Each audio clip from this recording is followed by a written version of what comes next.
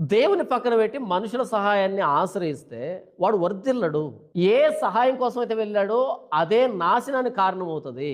దేవుని పక్కన పెట్టి మనం ఏ సహాయానికి వెళ్ళినా అది మన నాశనానికి కారణమవుతుంది. ప్రస్తుతానికి అది మేలుగా కనబడవచ్చు, కానీ అది చివరికి నాశనంగా తట్టేసేస్తుంది, మన నెత్తికే చుట్టుకుంటది. మనం బైబిల్ చరిత్ర అంతా చూస్తే దేవుని వదిలిపెట్టి ఎక్కడికి వెళ్తే అదే ప్రమాదంగా మారే పరిస్థితి. రాజులను నమ్ముకున్నట్టు కంటే యెహోవాను ఆశ్రయించుట మేలు.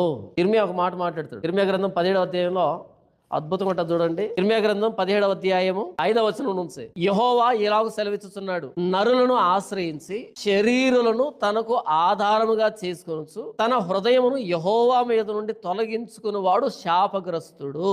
ఎంత అద్భుతంగా ఉంది ఈ మాట. మనిషి అంటే శరీరంలో ఉన్నవాడే కదా. శరీరంలో ఉన్నాడంటే ఏదో ఒక రోజు చచ్చిపోయేవాడు కదా. దేవుని వదిలిపెట్టి చచ్చిపోయే మనిషి దగ్గరికి వెళ్ళి నాకు సహాయం చేయంటే వాడు ఎంతకాలం ఉంటాడు? వాడు చేసే సహాయం ఏ పాటిది? వాడు ఎలాంటి వాడంటే వాడు ఎడారిలోని అరుహా వృక్షం వలె ఉండును, మేలు వచ్చినప్పుడు అది వానికి కనబడదు. వాడు అడవిలో కాలిన నేల యందును నిర్జనమైన చవిటి భూమి యందును నివసించును. అరుహా వృక్షం అంటే ఈ ఎడారి మొక్కలు ఉంటాయి, ముళ్ళుగా ఎడారి మొక్కలు ఉంటాయే, అవి అరుహా వృక్షాలు అంటే మనుషుల్ని ఆశ్రయించడం అంటే ఎడారిలో పెరగడం లాంటిది. దాని మీద వర్షం పడదు, నీళ్ళుండవు, ఏదో బతుకుతుంటుంది పేరుకు, అంతే. పేరుకు మాత్రం బతుకుతుంటది, ఏమాత్రం తేమ ఉండదు, అంత ఎడారి. దేవుని వదిలిపెట్టినోడు ఇలా బ్రతుకుతాడు. 121వ కీర్తనలో అంటే ఈ కీర్తన రాసినటువంటి భక్తులు ఎంత అద్భుతంగా దేవుని అర్థం చేస్తున్నారు చూడండి. మొదటి వచనం, కొండల తట్టు నా కన్నులు ఎత్తుచున్నాను, నాకు సహాయము ఎక్కడి నుండి వచ్చును? యెహోవా వలనే నాకు సహాయం కలుగును, ఆయన భూమి ఆకాశములను సృజించిన వాడు. కొండల తట్టు నా కన్నులు ఎత్తుచున్నాను, నాకు సహాయం ఎక్కడి నుంచి వస్తుంది? యెహోవా వలనే నాకు సహాయం కలుగుతుంది, ఆయన భూమి ఆకాశములను సృజించిన వాడు. 127వ కీర్తనలో యెహోవా ఇల్లు కట్టించని ఎడల దాని కట్టువారి ప్రయాసం వ్యర్థమే, యెహోవా పట్టణమును కాపాడని ఎడల దాని కావలి కాయవారు మేలుకొని ఉండుట వ్యర్థమే. యెహోవా ఒక పట్టణాన్ని కాపాడట్లేదంటే దానికి కాపలా అనవసరం. యెహోవా కాపాడకపోతే ఎంతమంది ఎదురించినా సరే ఓడిపోతుంది.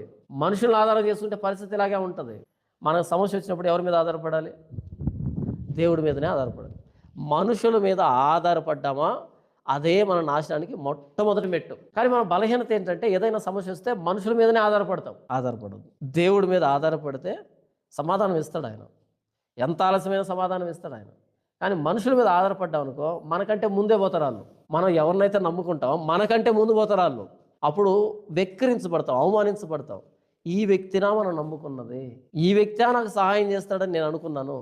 మన చేతులతోనే మనం వాళ్ళు పాడిని మోస్తూ ఉన్నప్పుడు, వాళ్ళని ఎత్తుతూ ఉన్నప్పుడు ఈ వ్యక్తి నన్ను కాపాడతాడు అనుకుంటే ఈ వ్యక్తిని నేనే మోయాల్సిన పరిస్థితి వచ్చిందేంటి?